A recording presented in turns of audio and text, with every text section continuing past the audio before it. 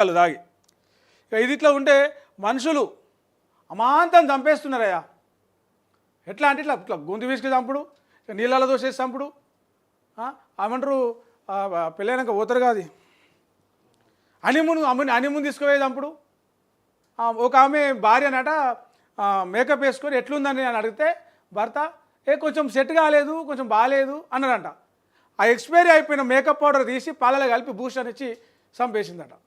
ఇట్లా రోజుకొకటి కాదు, మనం అన్ని పేపర్లు తిరిగేస్తే రోజుకు ఒక 10 మంది భార్యలను చంపిన భర్తలను చంపిన భార్య. ఈయన ఇది ఇంకో కథ.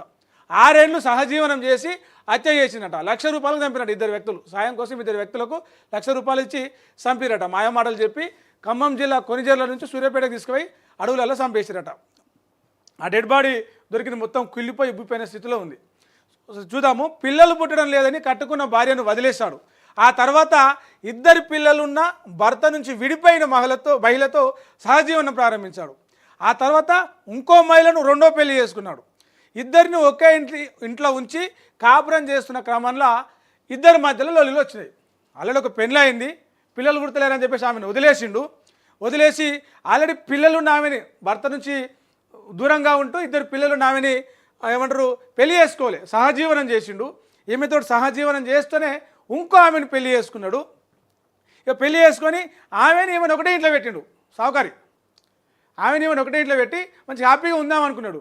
ఈయన హ్యాపీగా ఉంటాడు కానీ 2 ఉండాలిగా. నీ వల్లనే ఇదవుతుంది అని ఆమంటది, నా వల్లనే ఇదవుతుంది ఈమంటది. వీళ్ళిద్దరికి పడుతుందా? పడదు. ఏమైంది, 2 రోజు పంచాయతీ పెట్టుకున్న క్రమంలో ఎవరినో ఒకరిని తీసేయాలని చెప్పేసి ఈ 2 పిల్లలు ఆమె ఎవరైతుందో ఆమెను అడ్డు తొలగించుకోవాలనుకున్నాడు. అందుకోసం ఒక 2 సాయం చేస్తున్నాడు. ఉత్తగొస్తారు వేయాలి, రేపు 10,000 ఇస్తే కూడా చంపేటోళ్ళు ఉన్నారు మార్కెట్లో. సో ఒక ₹1,00,000 2 మీరు రండి రాబాయి, పలానా పని చేద్దాం, మీకు ₹1,00,000 ఇస్తా అని 2 పిలుచుకొని ఆమె నమ్మించి ఖమ్మం జిల్లా కొనిజర్ల మండలం విక్రమ్ నగర్ నుంచి ఆమెను తీసుకొచ్చిండు సూర్యాపేట జిల్లా చింతలపాలెం మండలం కృష్ణాపురం అనే గ్రామం దగ్గర ఉన్న ఆయన కూడా అక్కడ పరిచయం ఉండుంటారు, లేకపోతే అంత దూరం ఎందుకు తీసుకొస్తాడు. తీసుకొచ్చి అడవి భూములల్లో చంపేసిండు.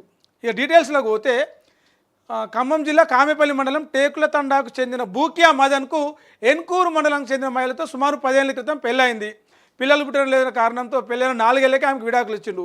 ఆ తర్వాత టేకుల తండాకు చెందిన బూకియా హస్లీ, ఈమె పేరు, ఆమెతో పరిచయం పెరిగింది. అసలు అప్పటికే భర్త నుంచి విడాకులు తీసుకొని భర్తకు దూరంగా ఉంటుంది. ఈమెకి 2 ఆడపిల్లలు ఉన్నారు.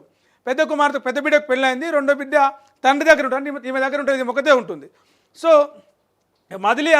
మదన్ అసలు ఇద్దరు కొన్ని రోజులు బంధువులు ఉంటూ మంచి 6 ఏళ్ళు సహజీవనం చేసుకున్నారు. 3 ఏళ్ల క్రితం అదే ఇంకో తండాకు చెందినట్టు ఇంకో మహిళను 2వ పెళ్లి చేసుకున్నాడు.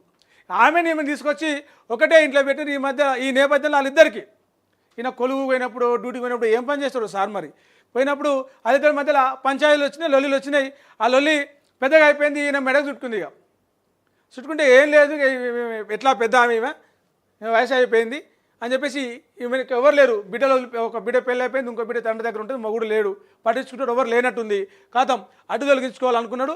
అసలు ఆతమార్చడానికి ₹1,00,000 ఇచ్చి ఒప్పందం కూర్చుని ఈ నెల మొన్న 6వ తారీఖు నాడు మాయమాటలు చెప్పి కిరాయి ఆటోలు ఎక్కించుకొని తీసుకొచ్చి సూర్యాపేట జిల్లా చింతలపాలెం మండలం కృష్ణాపురం అడవుల వద్ద తీసుకుపోయి ఆటో వెళ్ళిపోయిన తర్వాత విషం తాగించి గొంతు విసికేసి చంపేసి ఎవరి ఇళ్లకు వాళ్ళు వెళ్ళిపోయారు. అది అడవి కావడంతో ఎవరు పెద్దగా ఇజ్జేయలే, దొరకలే.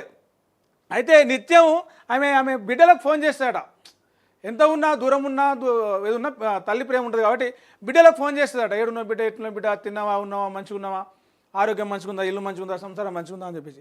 అయితే 4-5 రోజులైనా ఫోన్ చేయకపోవడంతో ఆ బిడ్డలకు డౌట్ వచ్చింది.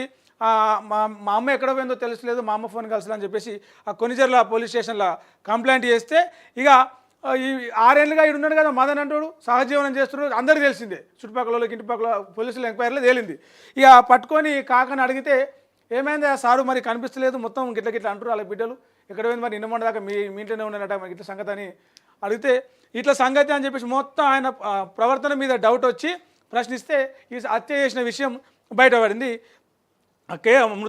ఏదైతే ఆ లొకేషన్ ఆమెను చంపేసి అక్కడ ఉన్నారో ఆడికి పోయి ఆ మృతదేహాన్ని గుర్తించి మొత్తం కేసు నమోదు చేసి అదుపులోకి తీసుకొని ఈయనతో పాటు ఇద్దరు సహకరించిన ₹1,00,000 సుపారీ తీసుకొని వాళ్ళిద్దరిని కూడా అదుపులోకి తీసుకున్నారు. వాళ్ళిద్దరు పరారీలో ఉన్నారు, వాళ్ళ కోసం దేవులాడుతున్నారు. ఇప్పుడు ఈ సార్కు ఇక భర్త పూజ చేసి మరి ఏం చేస్తారో అది చేస్తారు పోలీసు వాళ్ళు.